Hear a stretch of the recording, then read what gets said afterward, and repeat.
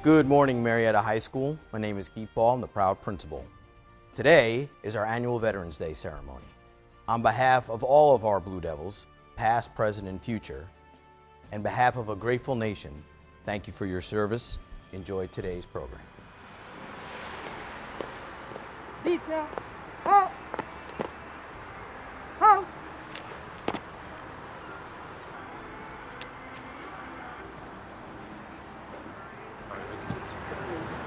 Pizza. Ho.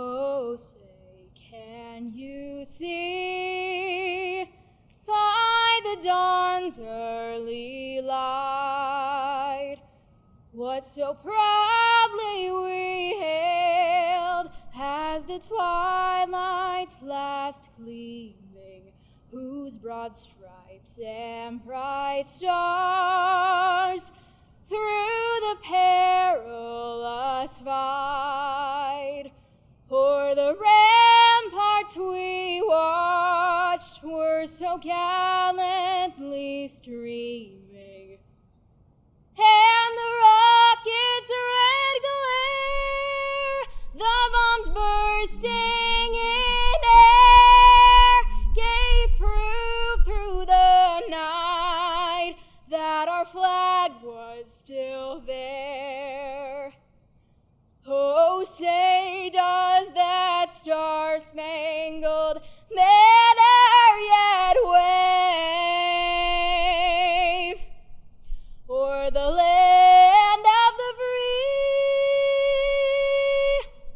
and the home of the brave?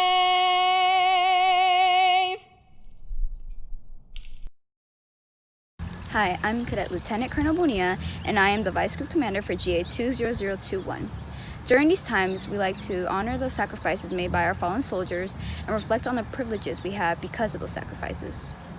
This is a poem called In Your Honor. The author is unknown. Unselfishly, you left your fathers and your mothers. You left behind your sisters and your brothers. Leaving your beloved children and wives, you put on hold your dreams, your lives. On foreign soil, you found yourself planted to fight for those whose freedom you granted. Without your sacrifice, their cost would be lost, but you carried onward no matter the cost. Many horrors you had endured and seen. Many faces had haunted your dreams. You cheered as your enemies littered the ground. You cried as your brothers fell all around. When it was all over, you all came back home. Some were left with memories to face all alone. Some found themselves in the company of friends as the crosses cast shadows across the land. Those who survived were forever scarred, emotionally, physically, permanently marred. Those who did not now sleep eternally neath the ground they had given their lives to keep free. With a hand upon my heart, I feel the pride and respect. My reverence is revealed. In the tears that now stream down my upturned face, as our flag waves above you in her glory and grace. Freedom was the gift that you unselfishly gave. Pain and death was the price that you ultimately paid. Every day, I give my utmost admiration to those who had fought to defend our nation. I'd like to take this time to honor our veterans' bravery and the sacrifices they made for our country. We wouldn't be here without them, and we couldn't thank them enough.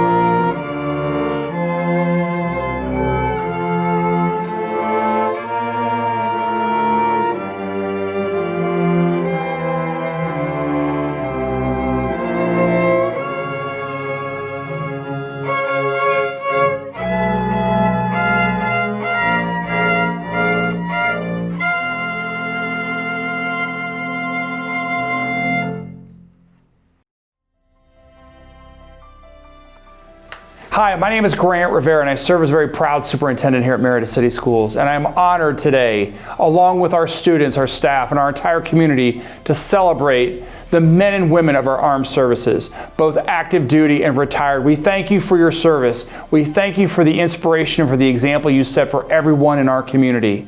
As a son of a United States Marine, I know the impact you have not only in homes and schools and across every community in this country. I say thank you to each and every one of you for your service. We are honored to celebrate you today.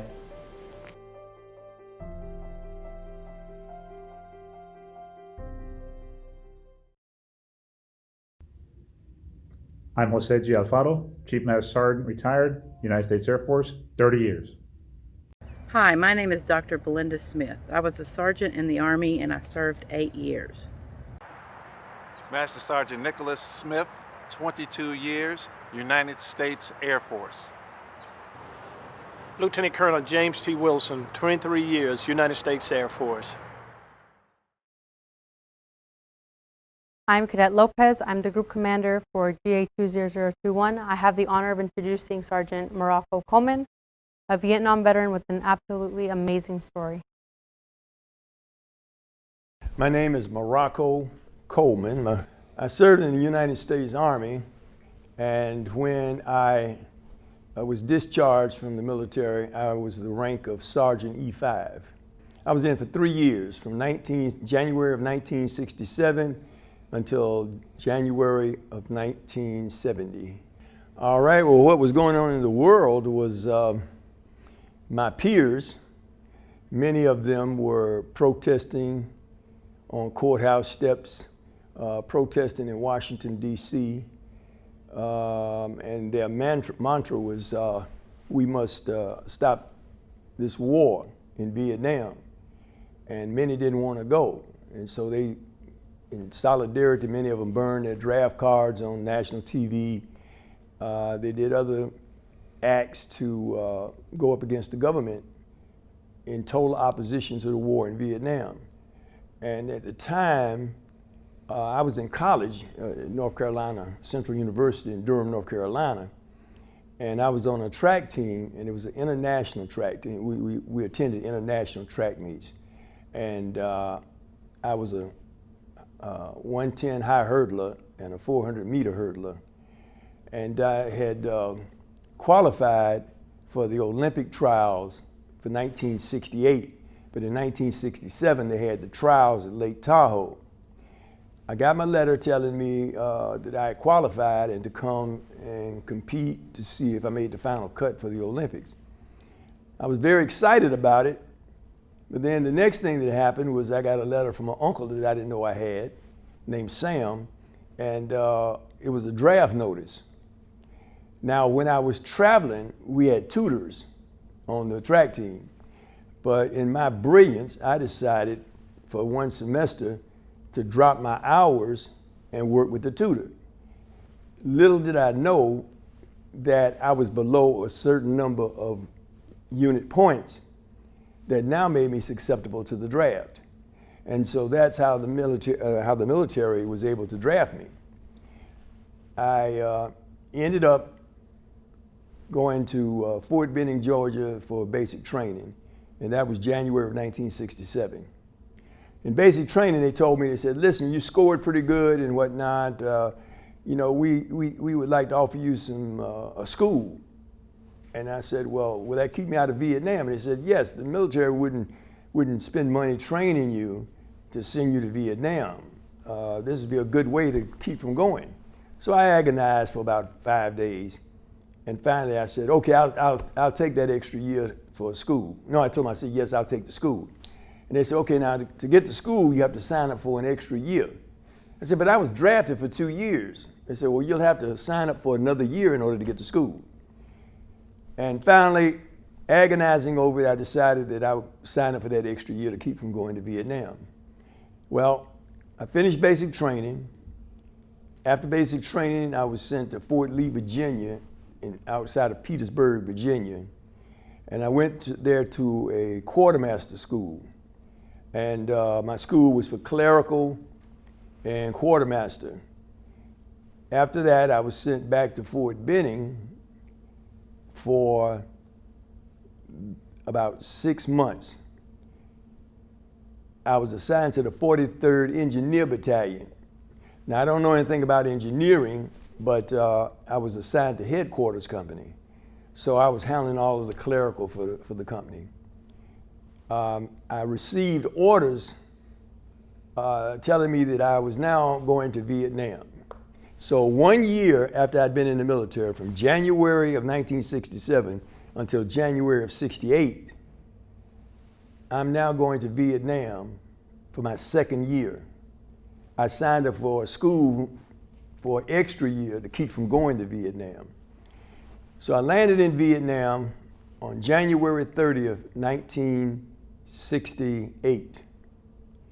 When I got to a holding company was an area where new guys coming in country were held for a few days to process you in. And being scared to death being in this place, I kept asking, where's my weapons? Where's my rifles? And they said, well, you're in a holding pattern right now. Once you get to your base camp, you will be assigned all of your gear and your weapons and everything. And they said, see these 30-foot guard towers surrounding this 2-mile perimeter? I said, yeah. They said, well, that's a guard company, and they pull constant guard, and they guard the compound. Little did I know that 10 hours after I got to Vietnam, at 2 o'clock in the morning, every major installation in Vietnam, up and down the whole of South Vietnam, every military installation was attacked at 2 o'clock in the morning on January 31st, 1968. And it was called the Tet Offensive, T-E-T. Tet is synonymous with the Lunar New Year for the Asian people, and especially Vietnamese people. We in the United States were just coming off of our Thanksgiving, Christmas, and New Year's. And so we kind of had our guard down because coming off of the holiday season, we thought everything was pretty cool. And we found out later that the enemy, the Viet Cong, those are the guys with the black uniforms on, we call them black pajama uniforms. They had been digging for 6 months outside of every major installation in the South. And they synchronized and popped up out of the ground outside these compounds at 2 o'clock in the morning. And there was an explosion. I was in the bed sleeping. There was an explosion, I found out later, at the ammo dump 29 miles away. The concussion from that explosion lifted me up out of the bed and threw me across the room. I hit the floor rolling. My training kicked in. And I heard all kind of shooting and shouting and loud noises. And I remember the arms room was next door. So I ran out to get to the arms room to get weapons. When I ran out the door, the Viet Cong, we called him Charlie. Charlie was coming all through the barbed wire, coming over the fences, infiltrating the whole compound, and indiscriminately shooting and throwing what's called satchel charges. They're like packaged explosives. And I got to the arms room, the door was locked, and there was a guy laying near the door. I don't know whether he was dead or alive. I grabbed his rifle and I ran to the nearest bunker. When I got in that bunker, there were 7 other guys in there. We all started laying down cover and fire, and we fought from 2 o'clock in the morning to about 5 o'clock. Finally, gunships, helicopters started coming in and giving us some support. They couldn't get there any earlier because everybody that you're calling for help, they're under attack also. So the Viet Cong broke contact about 5 in the morning, and afterwards we did a mop-up, and throughout the compound there were dead Viet Cong, there were dead and wounded soldiers, and that was my introduction to Vietnam on January 31st, 1968. I really at that moment didn't have the pleasure of being afraid. One thing that I might say about the military when you go through basic training or advanced infantry courses and whatnot, they train you well. And I took my basic training seriously, and I got into it in all aspects. So once a combat situation occurred like it did, my training was automatic. At the moment, I didn't have time for fear. Fear didn't happen until later. For instance, if you're driving along in your car and it's raining and you hit a slick spot and all of a sudden the car is spinning, and at that moment, most people would be terrified, but in all probability what's happening is you're turning that steering wheel, you've got the brakes on, you're assessing everything going on around you and trying to stop from having a bad accident or bad outcome in that kind of situation. And your adrenaline kicks in and fear is not there because you've got to take care of business. Once you successfully avoid the accident and you're sitting there, now you're shaking like a leaf because the adrenaline is running through your system and your endocrine system is all out of whack and the fear attacks you. So at the time, it was just time for action. After it was over with, that's when I'm realizing it's not like when I was a kid and growing up in Atlanta and my buddies and I would play Cowboys and Indians and you get shot and you lay down. And then somebody's mother comes to the door and says, Junior, come on in, it's time for dinner. And Junior got shot a little while ago and Junior gets up and trots on in the house. Well, these guys that were dead, they weren't getting up. And so it was a stark reality that this is serious business. It is life and death. I walked around for probably 3 weeks to a month, terrified, still from the trauma of that first day. And then at the same time, you're new, you don't know anything. A lot of the older guys, you're asking them questions and trying to find out things, and they're saying, you're a new guy. You might not be here long enough to even worry about it, so find out the best way you can. Then there's some guys that would take you under the wing. I walked around for 3 to 4 weeks dealing with that fear every day, and it was almost overpowering. And finally I reached a point where I said, I'm tired of being tired, I'm scared of being scared. And then I thought about something that I remember from one of my high school classes. And the instructor said that light travels at 186,000 miles per second. And sound travels about 1,270 feet per second. So as we all know, light travels faster than sound. So if a bullet is coming out of a weapon and that bullet is coming at me, I won't be able to see that bullet because it's traveling faster than the speed of light. So if that bullet is coming and it's going to kill me, I will be dead and gone before the slower sound gets there to let me know somebody's even shooting at me. So processing that, I was able to allay some of my fears. And so if I heard an explosion, if I heard a gunshot, I knew that whatever it was, it's already gone. I need to get cover and assess where I am and what the situation is. So that allowed me to avoid walking around in constant fear all the time. Also in my base camp, there was a sniper up in the mountains. And that sniper had been up there for 3 years from what I understand from some of the old heads. And sometimes that sniper would be up there all day shooting into the compound. And it was what you call harassment fire. He wasn't trying to hit anybody because he could take you out at any time. He was that good. But he might shoot the heel off of somebody's boot, or he would shoot down into the compound just to keep you on edge all the time. So one time, the first sergeant, he couldn't take it any longer. All day we were just hearing this incessant firing. And we knew he had been up there for a long time, so the first sergeant says, Coleman, let's go get him. So we put together a squad, and we went up flanking him at an angle. The sniper was over here in the jungle of this mountain, and we went up from the side. And we got up so close to him that I could hear when he would change his clip. He would fire and fire and fire down into the base camp, and all of a sudden, he would run out of ammo, and you hear him click and put a new set of ammunition into his weapon. We were so close that we could hear that. And there was a new guy with us.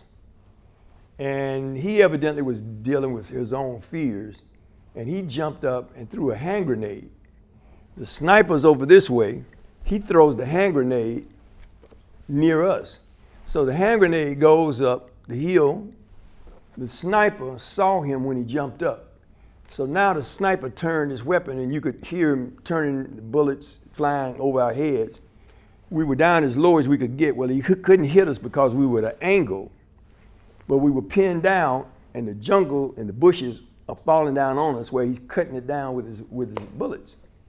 Meanwhile, the hand grenade is rolling down the hill back on top of us. So now in those moments of trepidation, do I jump up and possibly get cut in half by this rifle fire? Or do I wait and hope that the hand grenade goes off before it gets to us?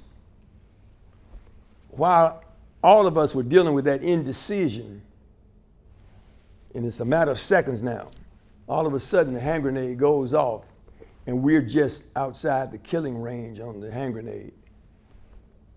That was one of the more trying and terrifying times in Vietnam. In the military, as I stated earlier, you become friends because your life depends on it. And these guys that are surrounding you, they're dependent on you, you're dependent on them. And so in basic training, one of the pieces of equipment that they give you is what's called a shelter half. It's a canvas, a thick canvas, large sheeting.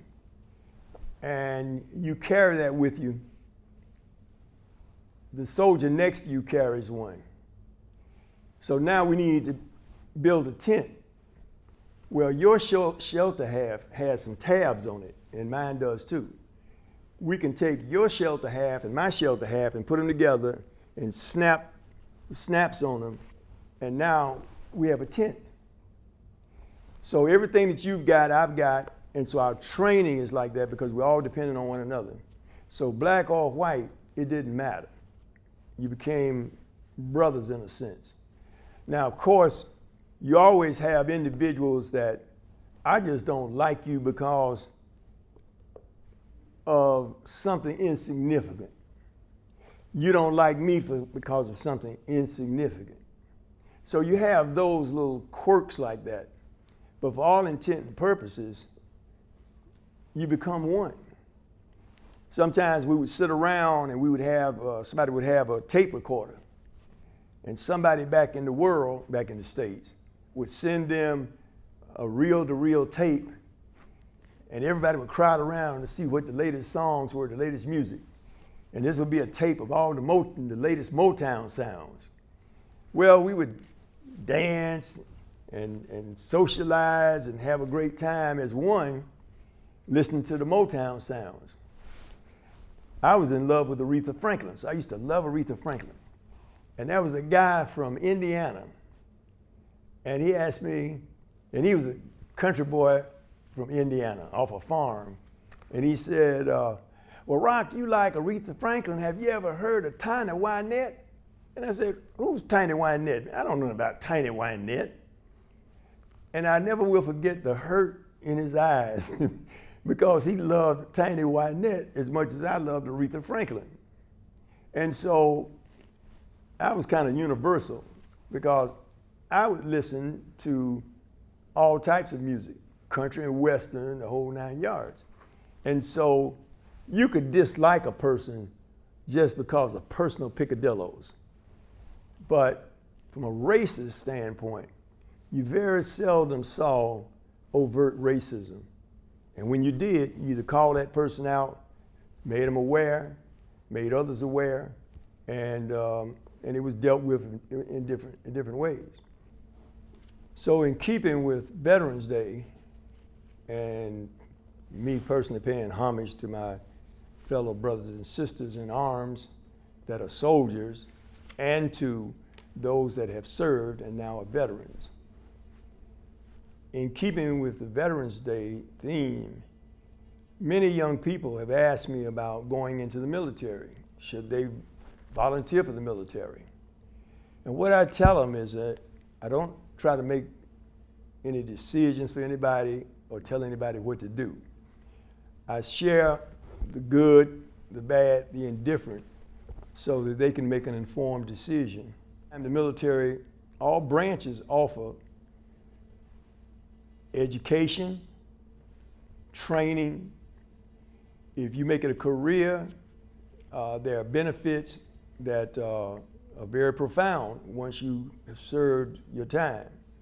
And so take a hard look at any branch of service that you might be interested in.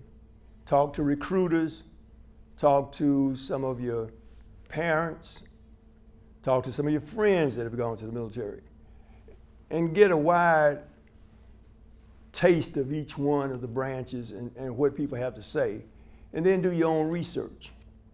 At the same time, I'm 74 years old. I still think in terms of my warrior status.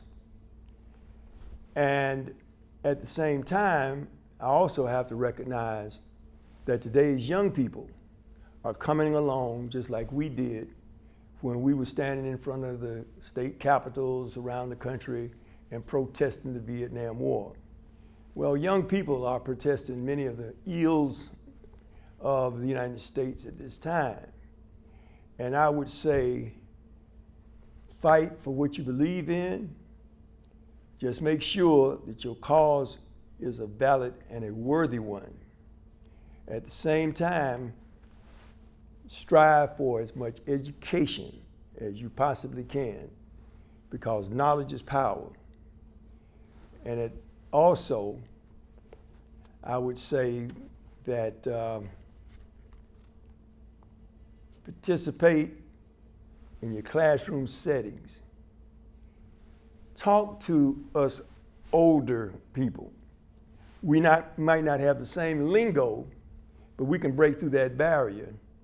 And many of us have information to share with you that might be very valuable to you one day. Sir, on behalf of Marietta City Schools, Marietta High School, and all the veterans in the local community, we would like to thank you for spending the day with us and sharing your thoughts and your views on what it is to be a veteran. It's individuals like you that have made the way for myself and so many other millions of veterans. Thank you for the work that you do. Thank you for believing in our country, and thank you for standing up for what you believe is right for this country. What you have done is set the mold for the rest of us to follow, and we thank you for it. Have a blessed day.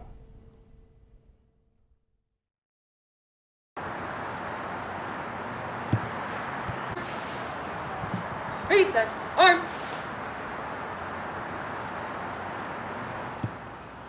Forward. Arch.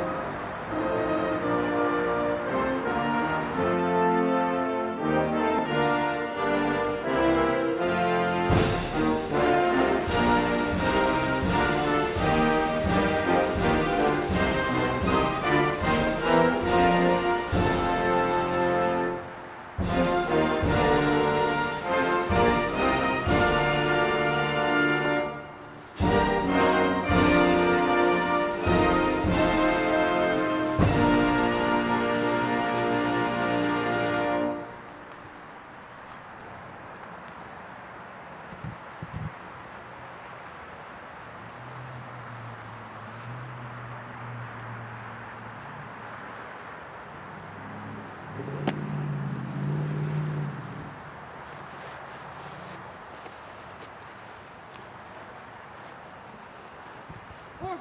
Arms.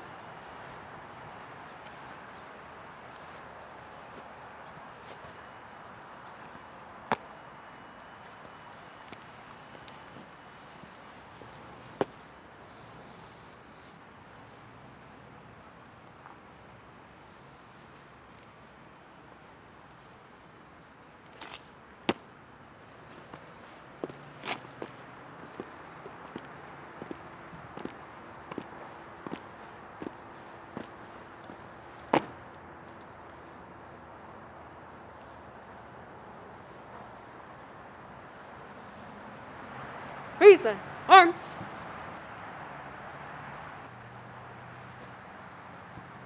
Order. Arms. Forward. Arch.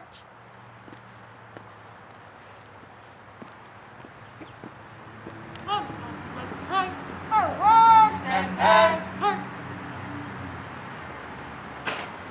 Left cadet. March. Left cadet. Arch. Arch.